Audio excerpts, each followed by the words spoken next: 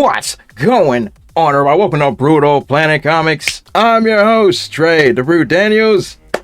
Oh, what a glorious day, because it's another episode of the Indie Corner, where I sit down with everybody from the independent community. Writers, artists, directors, producers, doesn't matter if you're in the game, I want to talk to you. Oh, today we have ourselves a very especial guest. He is the owner and proprietor of Unstoppable Comics, here to promote his new Kickstarter for Shield of the Inceptor. Give it up, everybody, for Jay Rosario. What is up, Dre? What's up, Streamland? Thanks for having me on the show. That was an intro, Papa. I like that. I'm ready to have some fun tonight, man. All right, absolutely. So what is going on, my friend? I'm so glad that you're here and bring all this good stuff to my doorstep. So what is going on with you? Dude, we're launching a new, we launched a new book. This is our 20, something campaign. And we're continuing to make comic books. That's why we call it Unstoppable Comic Books, right? I've got a bunch of different titles. And I'm just doing stuff that I love to do, man. Ooh, that's always the best way to do it. That's always the best way. So, Jay, me and you have history. We've been on several podcasts together and all that other great stuff. But to my audience, they may not be as familiar with you. So lay it down. Who are you? What's your deal? And where'd you come from? All right. So I'm Jay Rosario from Unstoppable Comics, based out of Brooklyn, New York. I've been making comic books on my own professionally, right? With the 2 bits that are in my pocket since 2008. Heck of a run. Thank you. We started off doing small little 12-page ash cans, right? Mini books that are printed off of the computer. And then we leveled up to doing full 24-page books. We went from doing 24-page books to doing full trades. We went from doing full trades to expanding to 7 different titles within the catalog. At one point, I was a convention promoter. And the pandemic hit, so we scaled back down, and we focused on what was our bread and butter, right? The foundation, and it's just making comic books. Yeah, man, and just like you, COVID hit us all in the face. I outside of the health things and all the other stuff like that, and our hearts and prayers go out to all those folks that have to deal with that. But man, I'm telling you, I had 4 shows lined up, and all of them went right down the tubes. Tears down the face. So I know exactly what you mean. My business model was get the book printed up. Raise the money to get the book printed up through Kickstarter, right? And then take those books to different conventions, like an indie band. Right, like a wrestler doing different towns. Exactly. I've done conventions in New York, Boston, Philly, Chicago, Florida, Texas, Puerto Rico, Jersey, and a few others that I'm forgetting off the top of my head. It'll probably be easier to list the ones you haven't been to. I haven't done anything. Oh, Texas. I haven't done anything past Texas. So West Coast stuff. Nothing at all, because what I do is I load up all my merch in the trunk of the car, and we drive out. That's how I save money to do these things. Hello. I always do conventions that are in cities where I got family or friends that I can stay. It helps to bring down some of the expenses. But then I said a moment. I ran my own conventions. The last convention I ran was the weekend that Kobe passed away. What was that? Man, January 2021. What year was this? 2019. 2019. Right. So the Saturday that he had passed away, everybody was talking about that on the show floor. And wait, has it been that long? Yeah, 2019. Because he passed away, and then everything got shut down for the pandemic. It was January. My God, you are right. That was 2019. Yeah. And then things started building up, and by March everything was shut down. Right. Wow. So that got shut down. And then, the money we made from the convention went to life. You know what I'm saying? But we had a 24,000 square foot sales floor. We had over 170 vendors. That's great. We had Power Rangers. We had wrestlers. We had voice actors there. We had actors there. And we had a great freaking time. We had a lot of people, but it takes time to build up to a show like that. Yeah. It's not like we can do it right off the bat. And then the facility that we were renting out ended up becoming an American Ninja training gym. That's awesome. It's not, because I can't look. We couldn't. That was the best place for a convention, bro. So we can't do that anymore. It was in Greenpoint, Brooklyn.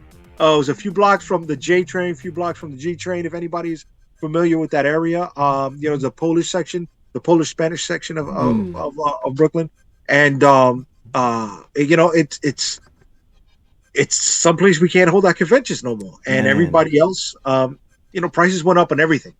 Yeah, so now it's not like I can do that again either. That's true. That's true. And that's one of the plans that I have, is to, like, me and a few other independents have been thinking about trying to collab and actually running an indie in one of our backyards. We're still shopping areas. Some are talking about, like, in my hometown, there's this city outside of DC called Hydesville. You got some actually nice spots out there, and then a couple folks talking about doing it in Hershey, Pennsylvania. Because it's hard in these streets. Bro, it is. Yeah, making comic books or the geek space. It's a tough game, man. It's either affordable but an overcrowded market, or it is an available market physically but financially out of reach, like the conventions. Boy, dude, to rent that place, it cost us $33,000, and that's not something that's in my back pocket, right? That's not something I can pull out without my wife threatening me every night of my life until the convention goes down. There's going to be some consequences and repercussions in that joint. So what I do is I stick with comic books, right? They're a little bit more affordable because we make money to print up the books, and then we print up the books using offset printing. So, our price per book is sometimes $1, sometimes less, depending on how many pieces we order. Yeah. And I can sell them and turn a bit of a profit. Exactly. Right? And I'm glad that Jay, I'm glad you mentioned that, because that's actually more of a forgotten art these days, especially when selling floppies. It's about maximizing your profits and minimizing those costs, especially when buying bulk, because that's always the way that it's done now.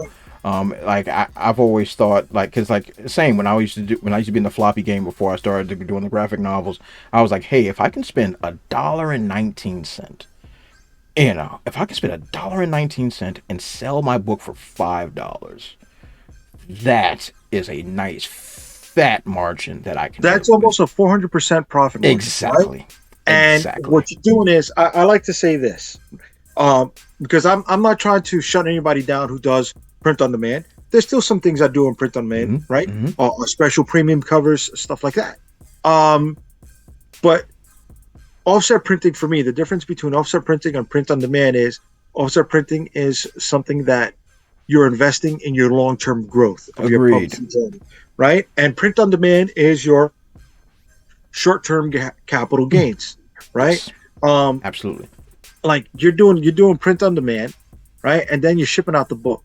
Right now, shipping a 15-ounce book or less through the post office, depending on what platform you're using, it could be anywhere between $3 to $5, including, the mailing material, right? And then if you're looking at print on demand with another, almost $3 per unit, because you're including your shipping for the whole thing to your place, that's almost $8 in expenses. And there's people, $6 for the book. You're killing yourself. Yep. You're killing yourself. Exactly. Right? But if you're doing that with offset printing, right? And $1 and change, let's say $1.25 per unit, right? Or less, you're looking at $6.25, and then you're doing $10, like I'm doing my current campaign. And that is, I'm still getting, a 40% turnaround on the sale because I'm including the shipping with that, and it's covered the whole thing. Perfect. And that's, if you look at any business, you want to be anywhere between 25 to 40% for survivability of a business. Yep. That's correct. And you got to think about those numbers. Ask me if I paid attention to this stuff when it was taught to me in school. No. I mean, really? Right? But this is the game I chose, and if I wanted to survive doing this, I needed to learn that. Yeah, and I could not agree more. And there's a lot of newer people trying to get into the game that really have to understand how economics works in order 100%. to survive in this business. Because I know when I first started years ago, I just thought like, oh man, I'm just going to create something and it's going to be great and it's going to be wonderful and I'm going to rule the galaxy. And I'm like, yeah, I do the same shit. Oh my God, I'm sorry if I'm cursing. No, it's okay. But yeah, no, it was the same. I was the same way. You know, I'm gonna rule the world. But that's not what happened. It's not how it works. It's not how it works. But yeah. Oh boy. You know, but you gotta learn it. And I'm not trying to say that, you know, I'm the smartest guy. I went into this with College Business 101. That first course that you take when you know, after high school. And everything I've learned has been through this creative journey. Like I said, if I wanted to make sure I kept being able to survive in this, I had to figure those things out, because if not, I was just going to have to choose between making a book and keeping the lights on. And I can't do that. Yeah. That's no way to live. Quite frankly, that's not. No. Although some people joke around and say, is my furniture made up of the boxes and boxes of books that I've ordered and that I'm selling through the years? And the answer to that is yes. I'm currently now seeing out a couple cases. Yep. Do the old school way. Just put a little plastic on it. Nobody knows the difference. Bro, that's the way I fucking grew up. Yeah.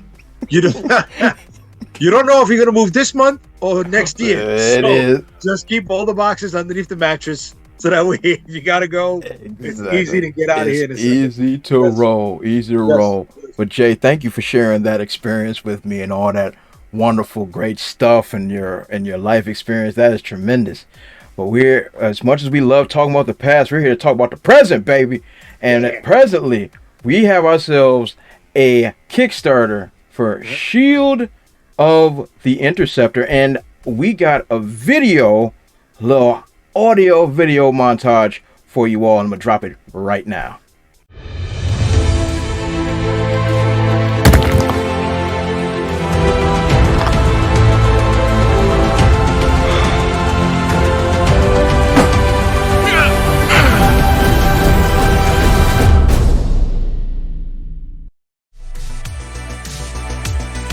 Shield of the Interceptor focuses on the last knight of Avalon, a modern-day hero who found the lost Shield of Avalon and now has anyone who ever searched for it coming for his head.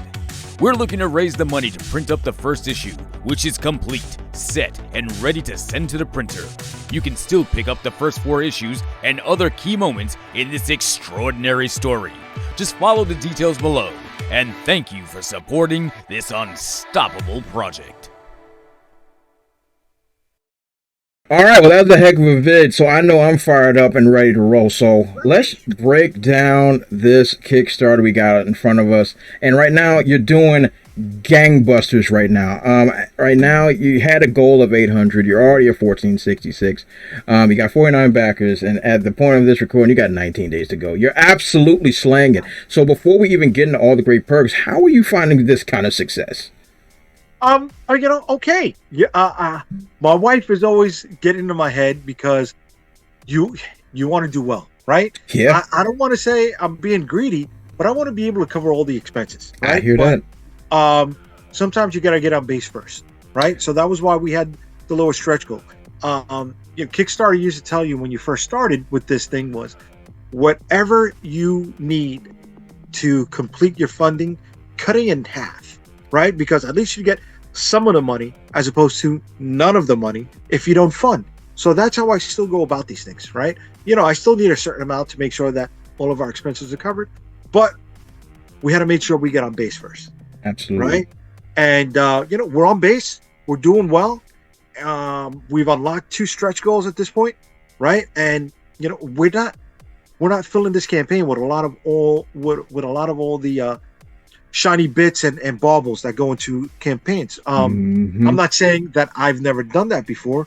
I've done multiple cover campaigns, right? I've done multiple cover campaigns. Yeah. But this one is simple. It's one cover. The cover is done by Francesco Tomaselli. He's done covers for Power Rangers over at Boom. He's done covers for Darkwing Duck. He's done covers for Spawn and King Spawn. He's done covers for Superman, for Green Lantern, and he's done Transformers, the new one that came out from Image. So he's got some stroke out there. Absolutely. So we got that one thing. We've got 5 different books altogether. So issues 1, 2, 3, 4, and 5 are available. But you can also pick up Storm Chasers number 5, which is the first appearance of the Interceptor. You can pick up Unstoppable Origins number 1, which has the origin story of the Interceptor. And we also have this bad boy over here, the character guide. I don't know if you remember the old Marvel Universe handbook. Oh, right? Yeah. Or DC's Who's Who. So that's what this is. It's just an encyclopedia. So it's the character pinup, and it's the origin story, the biography, some stats, and it's a great companion piece to the overall story. You only got 5 issues to figure out who the Interceptor is. So this is more of a deep dive onto what he's about and some of the other characters that show up in this story, or any of the other parts of the Ensemble Comics universe. That is pretty darn impressive, even for someone of your resume. It's pretty deep. So I did have a question, which I'm pretty sure my audience will probably ask me. How far is this run going? Because you already got the 5 issues. How far is this arc going as far as... So right now, it kicks off a brand new arc. This is going to be 4 issues, and we're taking the Interceptor to Puerto Rico. So one of the cool things about the Interceptor, in my opinion, is it's not just that the shield that he carries is supposed to be the shield that was paired with the sword Excalibur, but he's also an adventurer, right?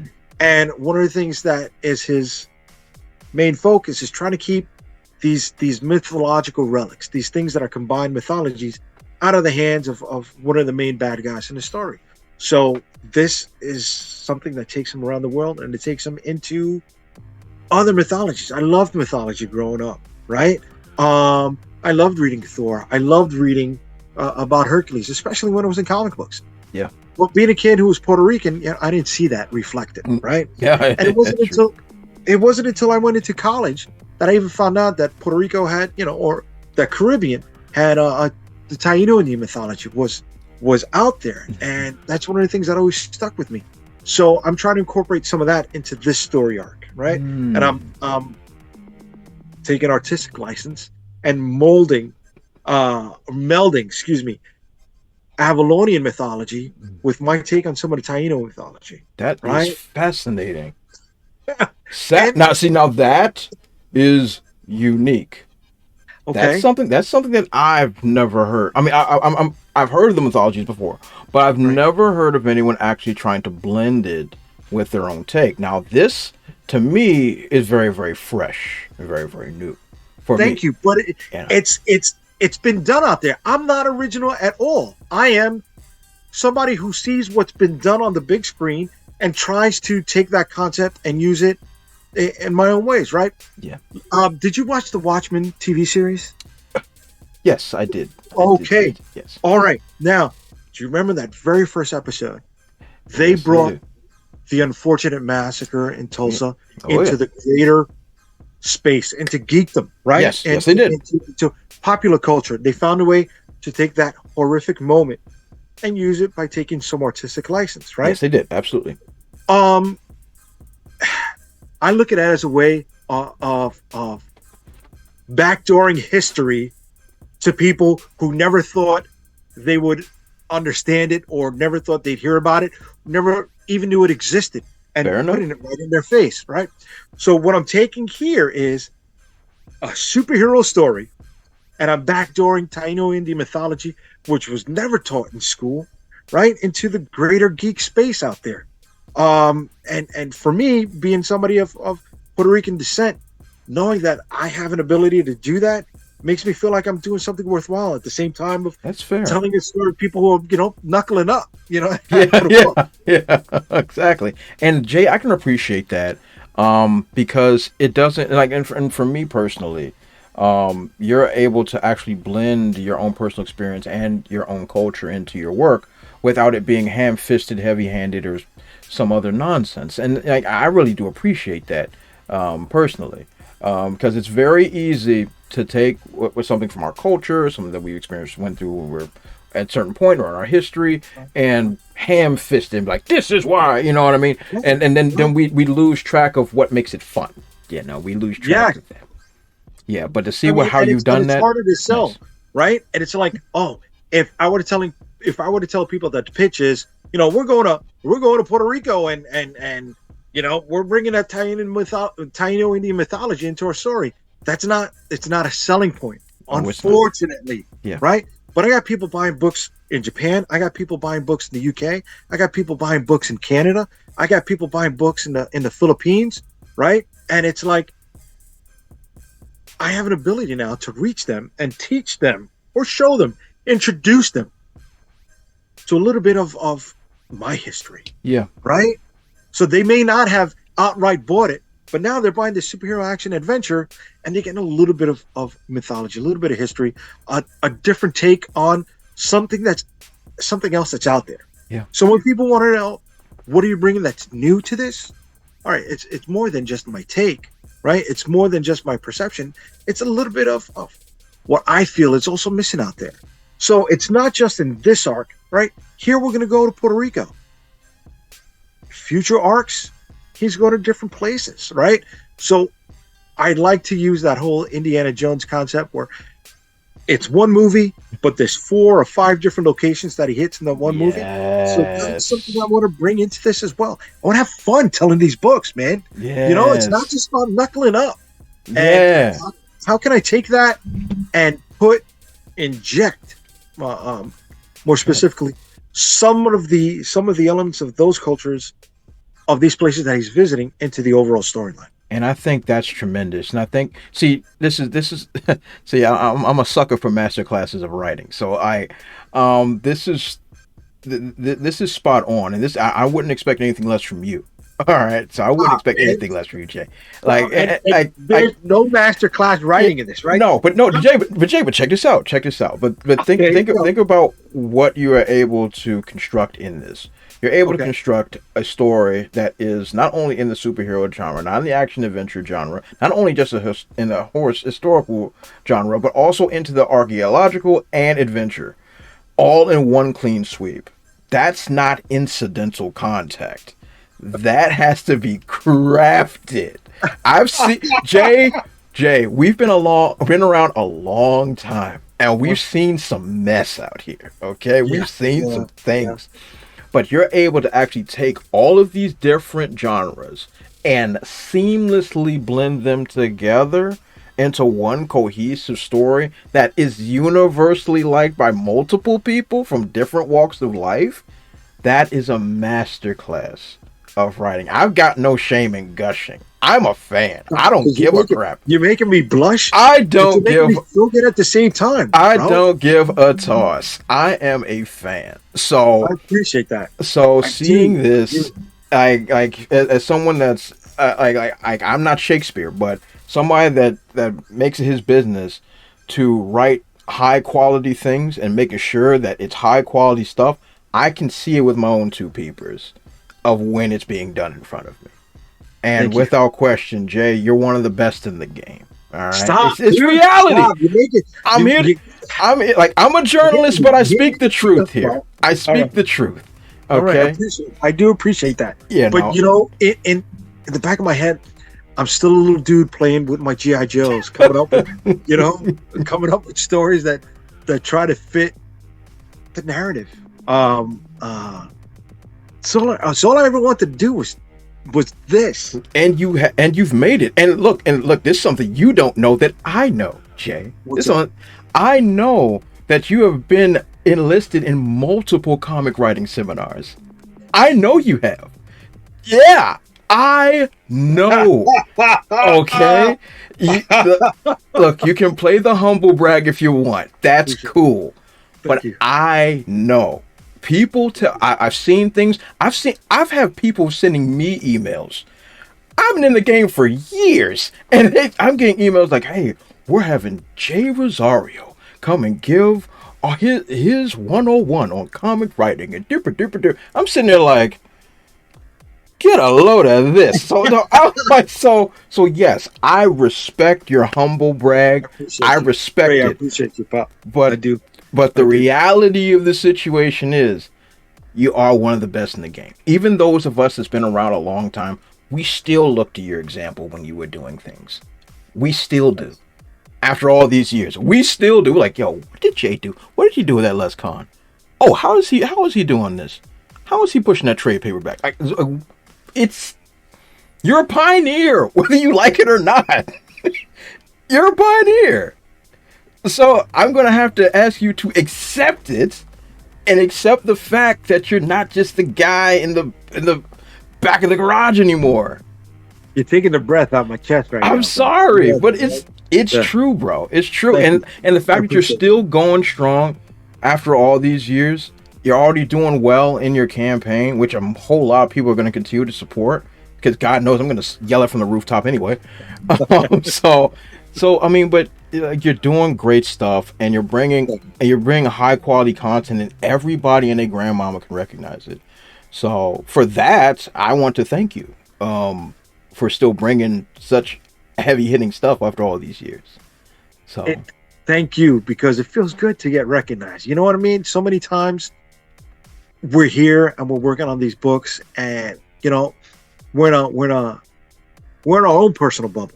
You know, the only time I really got to write, because look, I'm not gonna hide anything. I still got a day job. Yeah. Right. I need benefits. Medical and dental ain't cheap. Yeah, it's no way. Can't cover that, right? So I still have to do this stuff during the day. I'm married. I'm happily married, but it still takes work to keep a marriage going. Oh. So you find the little moments during the day to write, right? And sometimes I'm in the car and my wife says, "Oh my God, I can smell the gears burning right now," because she knows I'm thinking about storyline stuff. On the days off from the day job, I still get up at 4:30 in the morning and I'm just typing away. I'm working on stuff because I know that's the only time that I'm going to have that's quiet, where people are still sleeping. And by the time they're up, I've gotten out, you know, what I needed to say from that night, or I've compiled what I've been put together during the week, and still get about and do the things I got to do as a husband, right? Exactly. This is not an easy game. No, it's not. It takes a lot. It takes a lot. And I'm not just talking about financial time. I'm talking about, you know, personal time, emotional time. Yeah. And hearing things like what you just said, it hits me. It hits me because that recognition is just, man, it's some of the stuff that keeps you going, you know? Like, all right, when I did Awesome Con, right, this year, one of the things that hit me was a father was at the show on Saturday with his son, his special needs young man. And one of my nephews is special needs, right? And father and I got into a great conversation and stuff like that. And while we're talking, you know, his son is just going through the books, right?